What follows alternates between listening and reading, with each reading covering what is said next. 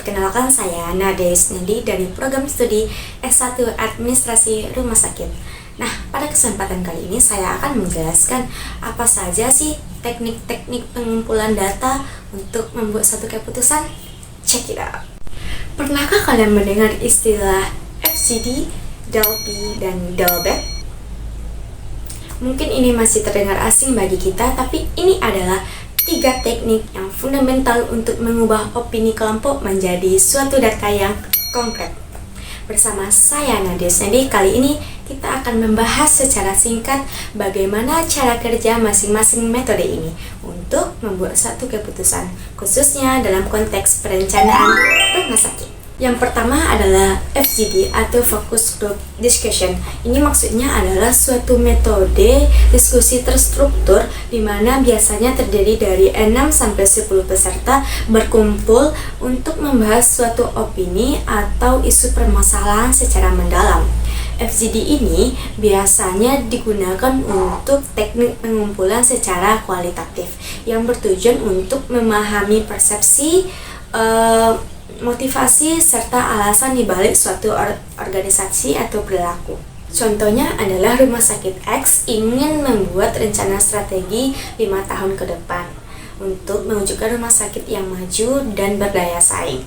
Nah, perlu kita perhatikan dan perlu kita ketahui bahwasanya sebelum kita membuat rencana strategi yang baru atau untuk 5 tahun ke depan, kita harus melakukan evaluasi pencapaian rencana 5 tahun sebelumnya.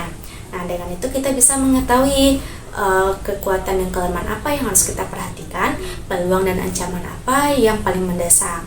Nah, setelah itu kita juga bisa melakukan revisi visi dan misi untuk menjawab tantangan 5 tahun ke depannya agar menjadikan rumah sakit yang berdaya saing dan maju. Kita bisa meningkatkan layanan unggulan apa agar bisa layanan unggulan apa dari rumah sakit ini yang harus kita tingkatkan untuk mewujudkan rumah sakit yang maju dan berdaya saing.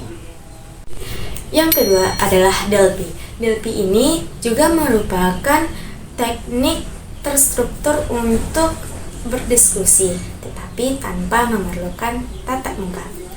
Teknik ini menggabungkan antara anonimitas dengan umpan balik statistik. Nah, dengan itu rumah sakit bisa membuat perencanaan atau mengambil keputusan perencanaan secara kuat karena telah berdasarkan penilaian kolektif yang telah disaring dari berbagai keahlian. Contohnya adalah Rumah Sakit X ingin membuat layanan medis baru. Jika kita lihat dari teknik DLP, hal yang harus kita lakukan adalah yang pertama yaitu kita menentukan ahli anonimnya. Kenapa dibilang dengan ahli anonim? Karena antara ahli satu dengan ahli yang lain itu tidak saling mengetahui identitas. Contohnya yaitu contoh ahlinya yaitu seperti dokter, manajer, dan perencana rumah sakit.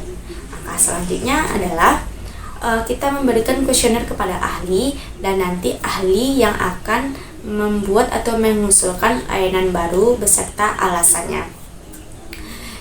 Selanjutnya, nanti antara ahli satu dengan ahli yang lain itu akan menilai usulannya berdasarkan kriteria. Nah, setelah dinilai, hasil penilaian itu akan dikirim kembali kepada ahli dan apabila ada penyimpangan konsensus, nanti ahlilah yang akan mengulang atau merevisi usulan tersebut. Nah, dengan itu rumah sakit bisa mendapatkan daftar layanan baru di rumah sakit tersebut berdasarkan mayoritas keahlian. Yang ketiga adalah DLBEC. DLBEC ini merupakan suatu metode terstruktur untuk mencapai konsensus dalam kelompok. Biasanya digunakan untuk mengidentifikasi dan memprioritaskan suatu masalah atau solusi.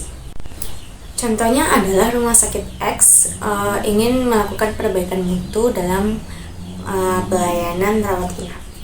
Jika dilihat dari konteks DLBEC, hal yang harus kita lakukan adalah yaitu menuliskan isu-isu yang menyebabkan ketidakpuasan pasien, seperti respon perawat, makanan kenyang telat, atau bahkan komunikasi antara dokter dan pasien yang tidak efektif.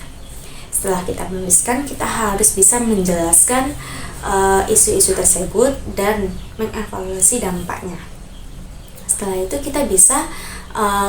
kita melakukan voting untuk memilih isu-isu yang teratas dan memberikan penilaian atau skor secara individu, dan itu rahasia, sehingga komite mutu bisa mengetahui faktor penyebab yang menjadi ketidakpuasan pasien itu dan bisa memperbaiki dan meningkatkan layanan.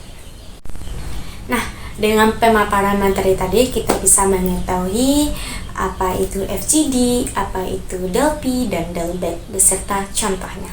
Tak hanya itu, kita juga mengetahui bagaimana cara pengumpulan data dan mengelola dinamika sosial untuk pengambilan keputusan yang efektif dan bijaksana.